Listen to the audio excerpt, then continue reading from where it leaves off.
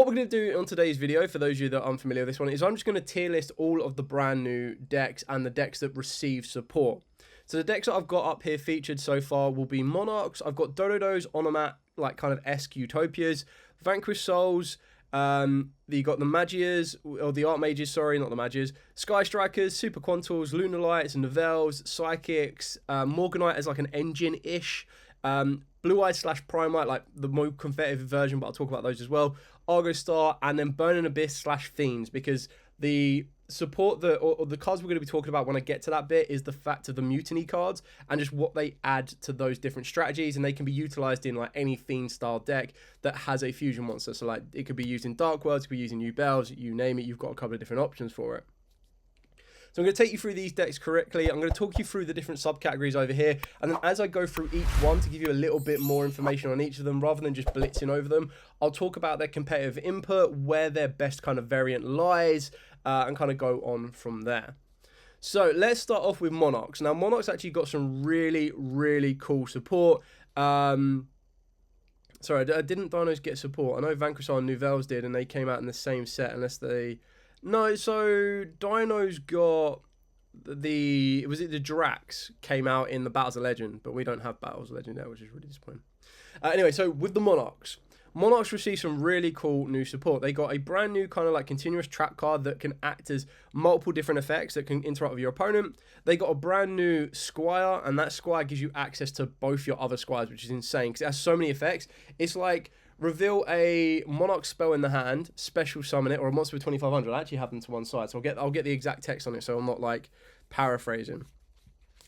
So it's reveal a Monarch spell or trap in the hand, special on this card from the hand, and then during the main phase you get an additional normal summon because you get to activate an effect, so it means you can normal summon 3 times per turn. And then if this card is sent to the graveyard, you get to special summon a monster with 800 attack and 1000 defense from the deck, which gets you into your other Squires, being your Idia, and then works you into your Eidos as well, which is really, really cool. It means you don't need to rely on the Eidos and the Idias anymore as heavily on like 3s of each. Then on top of that as well, they got a brand new mini Monarch, and what I call a mini Monarch is basically like the small Monarchs. And this one is the Eidos, the Underworld Monarch, which is like an upgraded form. I think like the evolution goes from Eidos, the Squire, to Eidos, the Underworld Monarch, to Erebus, the Underworld Monarch, maybe. But anyway, I digress. If this card is normal or special, you get to add a Monarch spell or trap from the or a monster with 2800 attack and 1000 defense from the deck to the grave, deck or grave to the hand. Sorry. You get to declare one attribute. You make one face-up monster on the field become that attribute, which is actually really important because when you're trying to utilize some of your older Monarchs that want to be tributed by tributing a dark monster or a light monster or a wind monster, you name it, you actually get a bit more benefit. On top of that as well, there is a card in the brand new set that gives you the ability to banish it from the graveyard, or when it's banished, you target a monster your opponent controls and you get to add a monster with a different attribute from the deck to the hand, which is really kind of cool. And once I find that one, that is the Monarch's Master Plan. So you get to send a Monarch spell or trap from the deck to the grave. So you set up your trap card, which is awesome because the benefit of something like that one is your trap card will then be able to banish. So you send the Prime Monarch, you're then able to banish the Master Plan. And the Master Plan, when it is banished, it lets you target one face-up monster your opponent controls and one monster with the same attribute that has 2400 attack and 1000 defense from the deck or grave to the hand. Then you get to apply the effect. Immediately after this effect resolves, normal summon 1 Zaborg, Morbius, Thessalos, Grand Marge, Riser, or Caius. So that's kind of cool because it means you can technically trigger off your older Monarchs during your opponent's turn as well. And then just so I've got everything in one place, they do have one more new spell card, which is the Monarch Revolt. Discard one card, reveal 3 monsters from the deck with 2400 attack or more and 1000 defense and 800 attack and 1000 defense. Basically just a way to get you to your Squires and everything else in between. So, giving you like a bit of a blech on Monarchs, but the idea is that the deck's just got a lot more consistency. The biggest downside when you're looking at it in its competitive value for the current game state is that when you're looking at Mitsurugi in general, they don't care about their extra deck. So being domain locked, they're probably like one of the biggest decks that just says, I don't care. The other issue with Monarchs is that they are like going first, now that they've got the consistency, if they're able to resolve and get to the domain lock, they're probably like an 8 out of 10 every single time they go first. But when they go second, that's when they really do start to struggle because they really will struggle to break a field. Especially when you're looking at stuff like the Murakumo, which can, whenever it wants to, set up a Raigeki. And unless you're playing stuff like your March of the Monarchs, which means your Monarchs can't be destroyed by card effects, you're going to have a bad time. It also takes anything like a detonator to destroy the domain. Of course, if they already have that on the field. So going second is a lot more difficult, and that's when you need to rely on cards like Monarch Stormforth and other ways that lets you tribute your opponent's monsters. But even then, we're just in a format, or like just in a game state right now where back in the day when Monarchs were like the top deck, that's kind of where we didn't really have that many hand traps. Like we didn't have like Ashes, we didn't have imperms, veilers, draw. Like we still had draw, but like draw wasn't a prominent factor of the format, so it can be very, very tricky. That being said, I would personally put it down as like anti-meta, because if you are extremely lucky and you are able to win your dice rolls, or you're very lucky and able to break fields consistently, the only deck you're really going to struggle against will be the Mitsurugis, which I know will have a huge dominating kind of factor. However, when you play against Malish, you lock them out. They can't beat your Monarch board. There's just no way they can do it. When you're up against Blue Eyes, yes, Blue Eyes can be stronger than some of your Monarch monsters, but that's fine because they still need to get the Blue Eyes to the field, and the best way they can get Blue Eyes to the field will be with the Roar of the Blue-Eyed Dragon, and that kind of makes it a little bit more awkward for them as well to give you as much. Yes, of course, they do have Drill Beam, so there are ways that they can kind of pick it apart, but then when you're looking at like Vanquish Soul as well, they don't really care about their extra deck, which is why it's one of them ones where it's like a 50-50 like against the meta. It's not, I mean, I probably could say it's a competitive upgrade, but the way that I've kind of done these categories is it only gets better. So like the deck is already at the top and it's only going to get stronger. Preview Vanquish Souls. Competitive upgrade, so in regards to like the deck in general, it got an upgrade that allows the deck to compete. And then everything else is like a locals upgrade, where it's like the deck has now become more consistent at locals, and then casual or too soon, which basically means we just don't know enough about it, or it still really hasn't got the ability to kind of kick on. So now that I've kind of gone like that and given my explanations as to why I've kind of put it under the anti-meta side, I still feel it's a little bit better. But I mean, a couple of the comments here pretty much just kind of answer the question to it. Biggest downside is that you can still brick and your deck can't run a lot of non-engine, exactly. And the Monarchs is nice if you're winning the dice rolls. The nastiest things I see Monarchs do post-support is tribute someone's a Borg on your opponent's turn, exactly that. And you basically rip 8 cards from their extra deck. So there are pros and cons to it, but it's just one of the ones that it really does rely on dealing with decks that want their extra deck. If for example, if a Vanquish Soul deck can play without their extra deck and they don't care, and it's projected to be one of the best decks around, they're going to be fine. And then Mitsurugi, again, going to be fine. So you're only really going to have good matchups if you're winning dice rolls against like that other 25% of the meta. So Sakef says, I know it's not big, but what about the free ritual cards? So the free ritual cards I thought were really kind of cool. They're the kind of generic support for all ritual decks, which I suppose kind of falls under the Morganites and everything else a little bit in between. I still feel it's a little bit untested, but I feel it does give like a nice little bump to something like Voiceless Voice to give them a bit more consistency. It gives people the ability that play those type of decks a little bit more easier access. And the fact that it can be used for the whole tribute or the whole kind of fodder that's required, it could be quite nice for Necros as well, but we don't have the new Necros support here, so we kind of at a bit of a disadvantage. What if you tribute someone Monarch over a Mitsurugi monster? I mean, yeah, that would be kind of silly to do something like that because then they're just going to trigger their effects. But I suppose the hope is you're doing that when they can't bring it back. But, I mean, as Neo Galactic says as well, the Monarchs are really tricky because they can't play a lot of non-engine. Like, when you're putting the build together, you look at it and you're like, God damn, I'm not even playing hand traps. Like, how am I supposed to deal with this stuff? Moving on, because I've spent a decent amount of time on Monarchs themselves, we'll talk about the Dododos, Gogogas, Zubabars, Onomats, basically, with the Utopia. Now, as a Utopia deck on its own, it's actually kind of cool. It's really fun.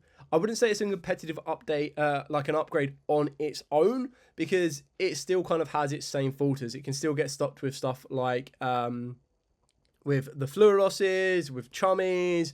It just doesn't have the consistency factor. However, if you are to look at the Dododos as a competitive upgrade for Ryziels, then of course it goes a lot higher. So it definitely goes from, like, on its own, I would say it's a really, really good locals deck that you can utilize and abuse quite nicely. But if you put it with the Ryziels, it kind of goes as a competitive upgrade. So it's kind of a big jump from the two. It just really kind of comes down to is whether you look at the Dodos as an engine, support engine, or if you're a fan of the anime and you want to play like a Utopia style deck, that's kind of where you'd put it. MTGU Control. Is Dark Worlds a tier 1 deck? Looking to get back into Yu-Gi-Oh! And an old deck, Dark World player here. I know hand traps are prevalent, but I'm playing Kwaku to get around it. I've been getting 50% win rate. That's kind of the issue with it.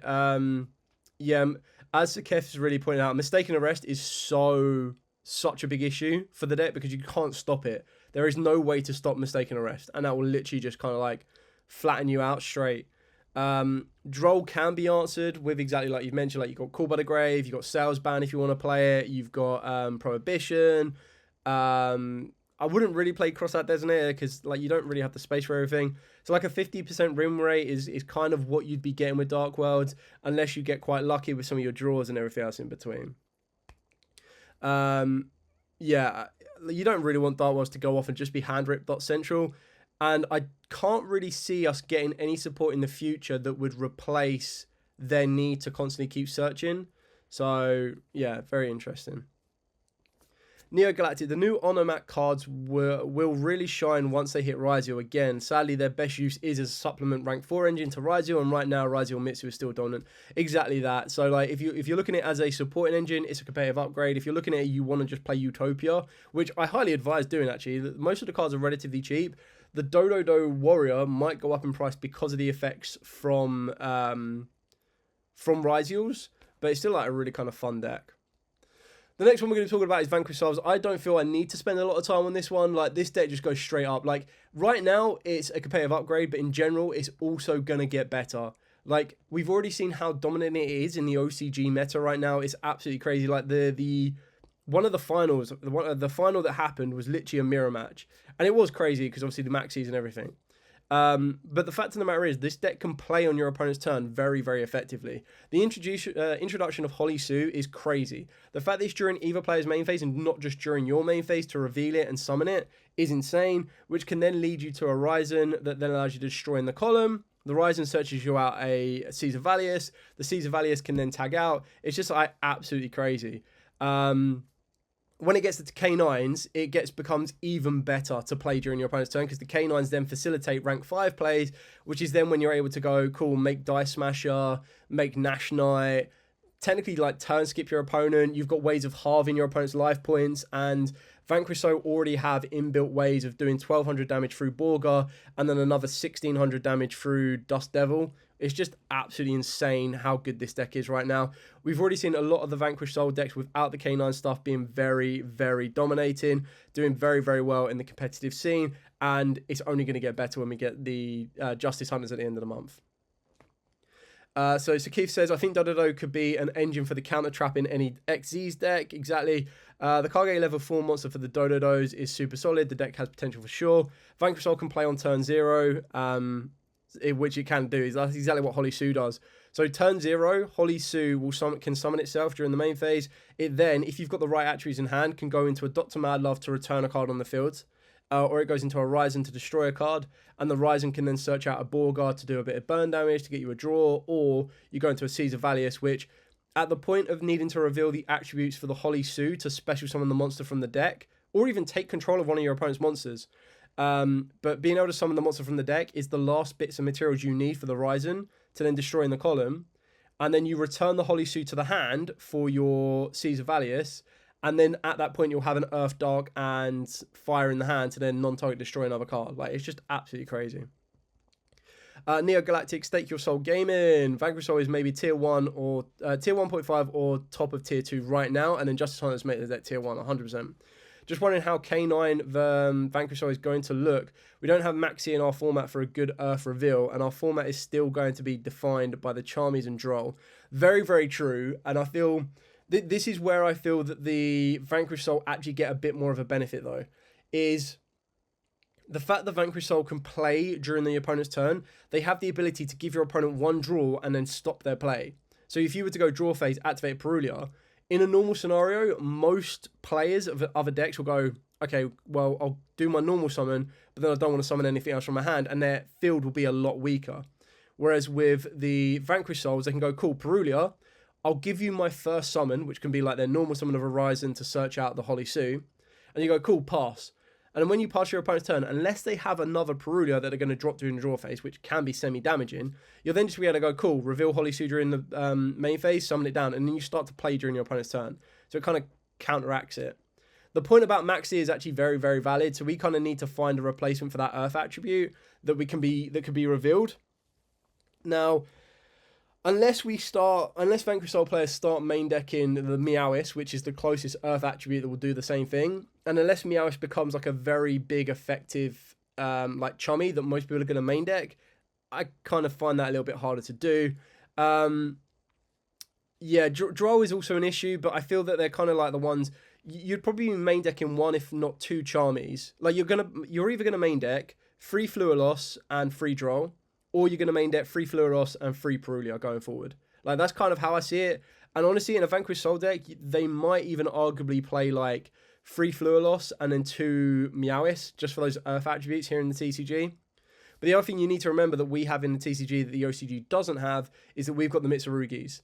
And I think the Mitsurugis kind of match the Vanquish Souls in the sense that they're like, we don't need to use our extra deck as heavily. We don't run into as many of the chummies as much, and we can end our field a little bit weaker, but still do quite a lot during your opponent's turn. So there's a lot that the deck can still do, and a lot that needs to be changed. Moving on to the next one. Now, moving on to the next one is going to be the Archmages. Now, the Archmages for me, it's not really got a locals upgrade because it never existed. It's either a new one that's either going to get better or it's just a casual and too soon. For me right now, the Archmages are kind of like casual and too soon. I feel that there's kind of a bit of a... like the representation is going to be a little bit less just because of how high rarity they are right now. And what I mean by that is like your casual local player isn't going to go out of their way and go, I'm going to play Archmages for my local environment. I'm going to spend 150 quid on them, because at that point you're probably just going to go, you know what, I'll just spend 75 quid for the Vanquish Souls. The Archmages will get better when we start getting more support. Like Dragon Tales, as Sakif has just pointed out, is going to be very, very good for them. There's no doubt about that.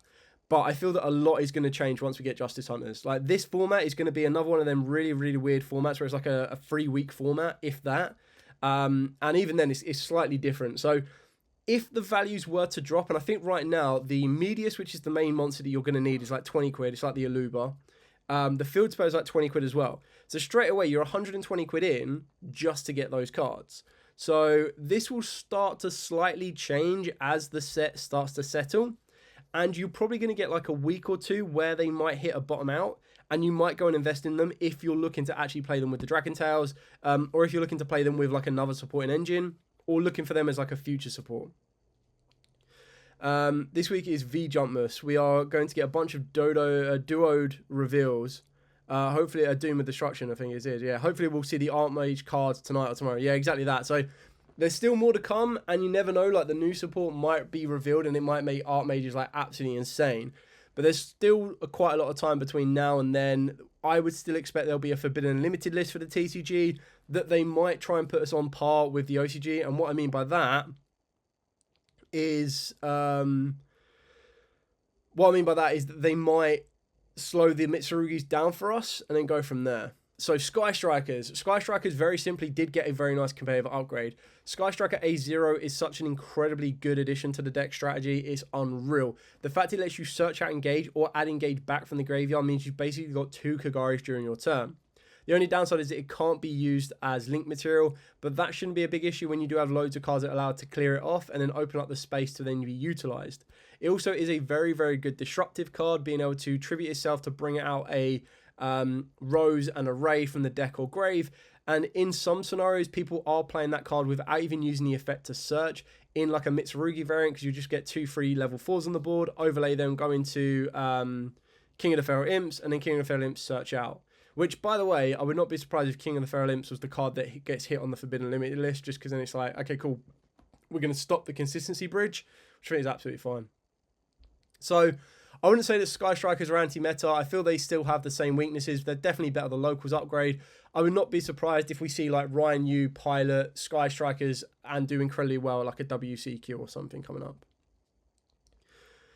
I mean, exactly that. Like, Neo's literally just taking out the words from my mouth. I'm waiting on Ryan Yu to wow me with strikers whenever he brings it to a tournament. Exactly that. I think Ryan Yu's definitely going to be one to watch on that one. Super Quantals. Super Quantals is like one of my favourites because they kind of resemble Power Rangers to me. But Super Quantals, unfortunately, they're not really anti-meta. They are probably more of a locals upgrade. And the issue with that is, or the reason I would consider it is a locals upgrade, you could arguably say it's anti-meta, but it's one of them decks that just wants to get to Magnus. And there's no direct, easy way to get to Magnus and make it as effective as you want to. Now, if you do get to Magnus without being disrupted, happy jet days. But you can get hit with Perulia, Fluoros. You could technically get hit with Meowis, but less so. You can hit with Drawn Lockbird, Ash Blossom, Imperm, Veiler, Dominus Impulse, you name it. Like, every hand trap under the sun can be utilized against you. So what you're doing if you're playing this deck is you're hoping and betting that your opponent doesn't see a hand trap to interact with you, and then you get to your end field. But then more times than not, any deck that doesn't get interacted with and gets to their perfect end field is always going to be difficult to stop. Moving on to the next one. Next one is Lunar Lights. Like, there is no question on this one. Like, what a competitive upgrade this deck got. This deck has direct access to an insanely powerful towers that can clear the field off of all your opponent's special summon monsters, and then on top of that, push in for an OTK. Like, the upgrade that this deck got is absolutely insane. Is really, really good. And just going back on the Super Quants, because Neo's just popped out with a question on that one. Super Quants is solid. I completely agree. It does have loads of E-Tellies now, which is great, and it's got loads of different ways to send it, and people won't know how to interact with it. But the issue is, like, as soon as your opponent goes, cool, they can't set up a negate, nib. Oh, cool, they want to do a lot of searching, droll.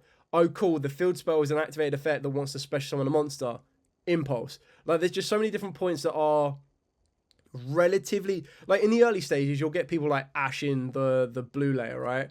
And then you'll be like, okay, cool, whatever, and then continue to play on. But then it's quite easy to learn. So what I'm saying is that there's a couple of times against the competitive decks you're like, oh, should I Ash this, shouldn't I Ash this? This could, like, if they could have what they need, they might not have what they need, kind of thing. Whereas with, like, decks like this, they're like, okay, cool, it's quite easy and quite quick to realize when the choke points are. And nib, yeah, is definitely one of the biggest issues. Moving on to Newvels. Now, Newvels is like one of my favorite decks. I really do enjoy it. I think it's very, very fun. It is unfortunately like a local upgrade. You could consider it as like anti-meta if you wanted to as well, but I don't think it has like direct access to to the meta. It does have the ability to tribute off your opponent's attack position monsters, which is really kind of cool. And kind of go from there. Super Quants is play in turn 0, right? I mean, like, it can't really do a lot in turn 0, but it can play in turn 0. Like, the brand new edition of the Black Layer lets you play during turn 0, but it doesn't really add much to it. And what I mean by that is it doesn't go, cool, Synchro Summon or XZ Summon or anything else directly during your opponent's turn. Like, with Holly Sue is ultimately, on its own, going to be a take from your opponent. Without on its own, like, if you get to go off a little bit, it can be a Destroy 2 during your turn. And you're like, whoa, turn 0, what's going on? Lunalight is your pick to win Worlds as well as Blue Eyes. Wow, that's a great shout. I could see Lunalight winning Worlds. Yeah, depending on what the combined like Forbidden and Limited list is, I could see that happening. But Vanquish Soul's illegal, right? So will Justice Hunters. For Worlds, Justice Hunters and Vanquish Souls are all legal. So Vanquish Soul, like, I could see a lot of people trying to play Justice Hunters, maybe. Like Dragon Tail variants, if it is legal. I could be wrong, it might not be legal. But if it is, I think that could be a big kind of change. But yeah, Newvels are really, really fun. Heard Super Quants can play with Mitsurugis. Interesting. Newvels are really, really fun. I do like them. They've got a lot more consistency, but I feel that, you know, they kind of also fumble a little bit to stuff like Drawn Lockbirds, Ashes, Nibiru's, and it can get semi-awkward for them. They haven't really identified whether they want to be a go first deck or a go second deck. They're probably a little bit stronger going second, and I feel that going second in today's like kind of format isn't as great as you might want it to be, just because your opponent has more opportunities to set up their end field, and it's not as simple as like go second, blow out your opponent's front row, and then you win. And it's not as simple as go and blow out your opponent's back row and win, because there's just such a lot of hand interaction. There's 3 areas that you really need to focus on that could be a game changer. Psychics, I haven't really had a chance to fully look into Psychics as much as I would like to, but from the offset, it's just one of the ones that's got a very nice kind of local upgrade. Like, I can't see Psychics having great matchups against direct meta decks, and they're not really a competitive upgrade to any type of deck. But they are still a really kind of cool and cheap thing that you can pick up from Duelist Advance, so there's not really a lot more that needs to be said about them, to be honest. Moving on to the Morganites. Now, the Morganites, I feel, are just an incredibly good engine in the right deck. Now, the right deck that you can utilize them into its max potential, in my opinion, outside of stun, because we all know what stun's going to be like, is you can actually utilize them with Regenesis. And it's kind of why I'm going to put them under anti-meta. And the reason I'm going to do that is because Regenesis, they're not monsters that activate in the hand. On top of that as well, as a preview, you can also play Songs of the Dominus, which is insane, because you can play Songs of the Dominus, and then that will pretty much completely negate one of your opponent's monsters, completely negate one of your opponent's cards. But then on top of that as well, because you're not using a monster effect in the hand, all of the Morganite cards work insanely well. So you've got the aggressive Morganite card that lets you do double battle damage and lets you attack on your monsters twice. So when you've got your Lord and you have Morgana that lets you turn your opponent's attack to 0, you can pretty much just punch through one card and your Lord is an OTK enabler. On top of that as well, they don't care about the extra deck, so they can utilize cards like Part of Extravagance. If they wanted to care about their extra deck a little bit more, they can control it a bit more if should they need to. They get to use the other Time Tearing Morganite, which lets them draw 2 cards during the main phase and have 2 normal summons. And then using the brand new Guilt Glaring Morganite, they can normal summon monsters that are level 5 or higher without tribute. So if you're comboing that off with all of the other Morganite cards, and the fact they don't rely on their normal summons, you can just go normal summon Morgana, get me the Morganite card that I want the most, and then be able to apply those effects to the deck for the rest of that turn or that rest of that game. It's just really, really important. And I actually really want to try the deck out. I think it's really, really fun. I feel that it gives a very nice control aspect. And then the Regenesis is just there as like this angry push of an engine, which works out really nicely. Moving on to the RBs. Now, the RBs on an engine is probably going to be a bit more effective if you are mixing them with the right cards. As it currently stands, as it is the first wave of this TCG exclusive that we have received, it's probably a little bit too soon. It could be one of the ones that you take to locals and it'll probably give people a couple of issues because they won't have researched it or known it inside and out to the degree they need to. But it's also one of the ones that I think currently has, 1 secret and 2 ultras. And I think you can pick up a core for like £25. It's always worth, in my opinion, when a TCG exclusive reaches between the 20 to the maybe even £30 mark, picking up a core, just because you never know what the second wave is going to be. Like, look at Mitsurugi's, for example. The Mitsurugi ritual spells ended up dropping to like £5 to £10 each, and that's when people started to pick them up, and then straight away it got so much more expensive. So there'll always be a bit of value to be made there as well. So Keith makes a very good point. RBs are good with rescue aces. They're good with Earth Machines. Like, when you're combining them with something else and using them as an option, it kind of takes it to a local upgrade, maybe considered as an anti-meta, depending on what your environment is like. As on their own, they're kind of like I wouldn't say at a standstill, but they're kind of, it's still too soon to fully judge them as their own archetype. Okay. Moving on to the final 3. So, looking at Blue Eyes / Primite. Now, Blue Eyes and Primite, we already know, it's kind of like a very small competitive upgrade. I wouldn't put it here. I'd probably put it like down here because all you're really getting is Primite Fusion. Like, let's be honest, right? The only thing you're adding to the Primite strategy is the Primite Fusion. However, when you look at the other Dragon Fusion monsters that the Primite Fusion can facilitate, that's where it gets a little bit more exciting. And what I mean by that is, again, it's not going to make a deck go from from casual play to like top tier in meta. It's not on the level of the Ether Beryl that we've had received previously. So it's not really going to change the state of the game that way. That being said, when you look at the Dragon Fusion monsters you can actually make from this one, it can be very good if you wanted to play, for example, a Primite Albaz deck. Keeping in mind you want to try and keep normal monsters in rotation, so you'd have to play some normal monsters to help you out with that, but that's when you're going to be playing Dark Magician. However, the decks that are going to benefit the most from it are going to be stuff like Gaia with the Cursed Dragon, Blue Eyes White Dragon, Dark Magician, and even Red Eyes. And the reason I say that is because technically, you can summon Black Skull Dragon with this card. You can summon Blue Eyes Alternative Ultimate Dragon, Blue Eyes Twin Burst, Amulet Dragon. You can technically also summon Archfiend Black Skull Dragon. you can summon out Blue Eyes Tyrant Dragon the hard way. If you play Dark Dragon monsters, you can actually summon out the Borrelow's Furious Dragon, which is quite funny. Blue Eyes Ultimate Dragon, of course, if you wanted to go down that route. Curse of the Dragon, the Magical Knight Dragon. Technically, you could play Dark Magician Girl, the Dragon Knight, but you would need to have a non-effect monster. You can get access to Dark Magician, the Dragon Knight. Dark Magician, the Knight of Dragon Magic. And the list goes on and on and on and on and on. Technically, you can actually summon out the brand new Dragon Tail Alpharon if you have a normal monster. And you could also technically summon out like Dragon Maid Shu as well. So there are these like odd little ones that are really, really funny. Like being able to summon 5-headed dragon can be quite funny. Light and Darkness Dragon Lord can also be made, which is quite an interesting one. And then one that I found was really, really funny is you can actually summon Ultimate Dragon of Pride and Soul if you play the right monster to do so. So there's some really, really funny bits you can get with. I don't think that it's changed Blue Eyes in any way. Like Blue Eyes has always been like competitive, and that's not changed because of this new stuff.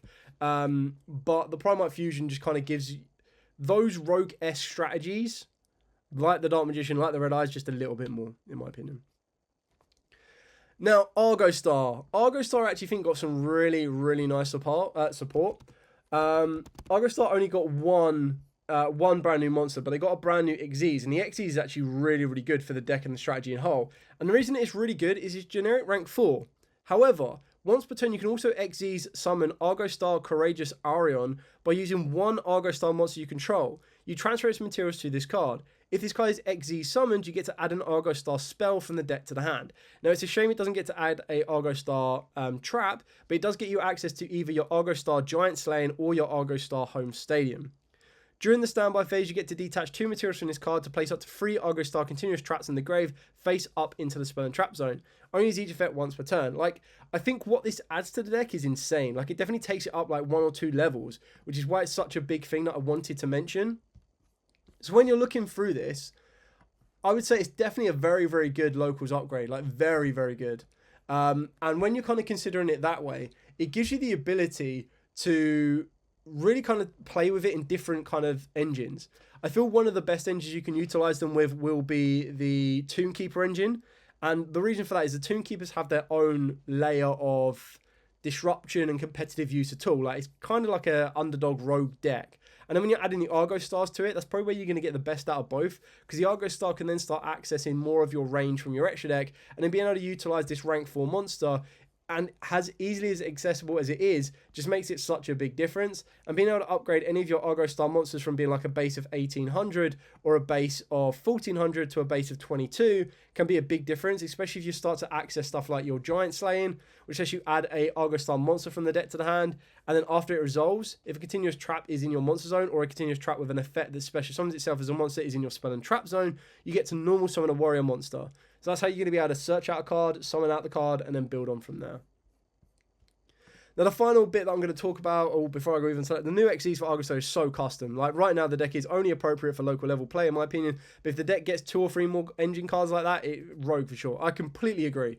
And Sakif has pretty much said exactly what I've just said. Like, Argo Stars need the Odeons. And I agree with that one as well. Like, the two of them just work so well together. It's a very good combination.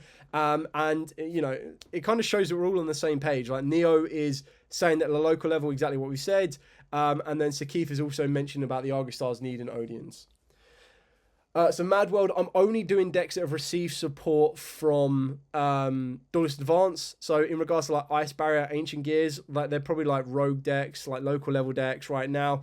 And they're one of the ones that if you do well with them and you know the pilot, like you can pilot it inside and out, it'll probably like really catch your opponent off guard. So moving on to the last cards. So the last cards are the brand new Bios, Mutiny card, and Lucy. So this could be utilized, and I feel that the deck that's going to get the most effective change from it is Burning Abyss. So this is a card that is a monster card that lets you target a theme monster on your field, summon it down, and then monsters in your far left and far right columns can't be destroyed by card effects. If it is sent to the graveyard, you get to add a Mutiny in the Sky. Mutiny in the Sky is a normal fusion spell card that lets you fusion summon a Fiend fusion monster by using monsters from your graveyard as material by putting them back into the deck. Lucy is a fusion monster that requires specifically 3 Fiend monsters or fairies from your graveyard in order to make it. And it's just so good. Like, it can be utilized in so many different other decks. It can be utilized in any deck that basically uses Fiend monsters. Of course, one of the more commonly things with this type of deck is that with Fiend Smiths, The issue is I've tried to look at decks that don't rely on Fiendsmith, that are like, don't get me wrong, goblins are really good, but I feel that the deck that gets the biggest effect from it, and what I mean by that is Dark World is still playable, it's kind of used as more of a win more option, whereas you look at Yubel, it could be a cool option to recycle some of your cards, but then not all of your cards need to be recycled, whereas with Burning Abyss, to be able to recycle your cards, protect your stuff in the far left and far right column from destroying themselves because you control a monster that isn't a Burning Abyss, is near invaluable. And I'm not saying it's going to take Burning Abyss to be in a meta deck, because by all means it's not. It's actually just a local upgrade. But it takes Burning Abyss from being that deck that's just been gathering dust for the past 6 months or so to being a deck you're quite happy to dust off, put back together, take to your local environment, and actually have a lot of fun with it. Breathe. So that is pretty much it, my tier list for all of the decks that received some sort of support from Duelist Advance. Now, there are, of course, other decks. I didn't want to do a full tier list, as I think I'm going to be doing a full tier list at the end of the month once we get Justice Hunters, because a lot will change. And once we've seen how Justice Hunters impacts the TCG, I'll be able to give you a bit more of an insight in like what changes and how it kind of evolves a little bit. So I thought this would be an interesting short, I say shorter video, we're nearly at 40 minutes, but a shorter-ish video of my current thoughts on the upgraded stuff. I really like Duelist Advance. I think it's provided so much support from a range of decks. It's absolutely crazy. And the irony is, most of the cards you need are like commons. So if you were to buy 1 or 2 boxes, you'll get most of the commons you need to fill everything in that you need and your super rares. And then it just kind of comes down to what decks do you want to focus on. Do you want to focus on the Dodos? Do you want to focus on Sky Strikers? Do you want to focus on the Vanquish Souls? If that is the case, that's when you're going to invest a little bit more money for those particular cards. Anyway, I'm going to wrap up the video there for now. If you do have any questions at all, by all means, please put in the comments down below. Let me know what deck you are looking to play from Duelist Advanced. I want to know what type of strategies you're mixing around with. Like, already, I'm having great fun with the Regenesis Morganite. I like the way that Strikers play right now. Super Quants and Newvels are crazy funny and really, really fun to play. Argo Star is something I want to be looking forward to. And then Vanquish Soul, I'm well aware of how good they can be, and I'm definitely keeping that in my rear view just to kind of keep an eye on it. And then Monarch is something that I want to dust off and give a go and see how it works. Anyway, thank you so much for watching. Don't forget to like, comment, subscribe, share. Till next time, as absolutely always, stay safe. And of course, happy dueling.